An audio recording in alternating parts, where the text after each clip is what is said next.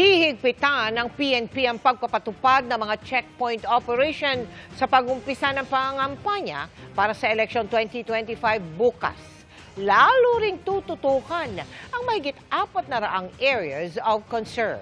Mula sa San Juan City, nakatutok live si June Veneracion. June?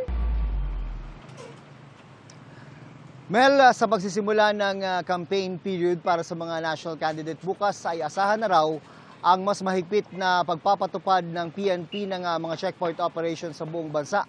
Inaasahan na may mga maaabala, Mel, kaya ngayon pa lang ay umaapila na ang PNP ng pag-unawa.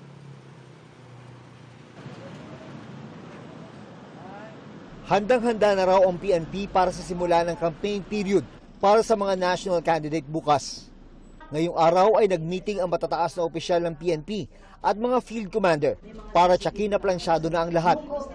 Kabilang sa mga paiigtingin ang mga checkpoint operations sa buong bansa.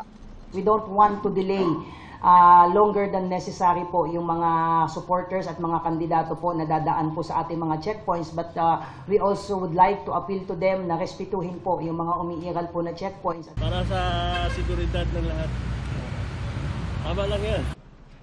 Mas lalong tututukan ng 403 areas of concern para mapigilan ang mga insidente ng karahasan na may kinalaman sa eleksyon. Of course, doon po sa mga areas na napasa ilalim po sa yellow, orange, and red po, definitely po we will increase our deployments there, particularly doon sa mga tinatawag po natin na mga high-risk areas. Tuloy-tuloy din ang kampanya laban sa loose firearms at private armed groups o yung tinatawag na PAGs. Sa Nueva Ecija, ang leader mismo ng nag-iisang private armed group sa Central Luzon at ilan niyang tauhan na nagsuko ng kanilang mga baril. Wala silang mga kinakaharap na warrant of arrest, kaya hindi isinailalim sa police custody.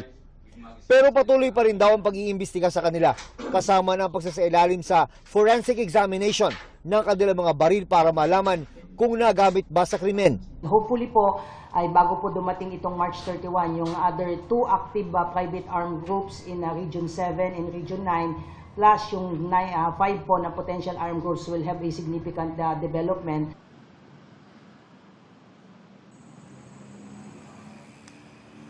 Sa paglalatag ng checkpoint gaya ng nandito sa boundary ng Maynila at San Juan, Mel, ay kailangan ding may takdang oras na sundin dahil iniwasan dito na lumikha ng traffic, lalo na sa mga pangunahing kalsada. Mel. Maraming salamat sa iyo, June Veneracion.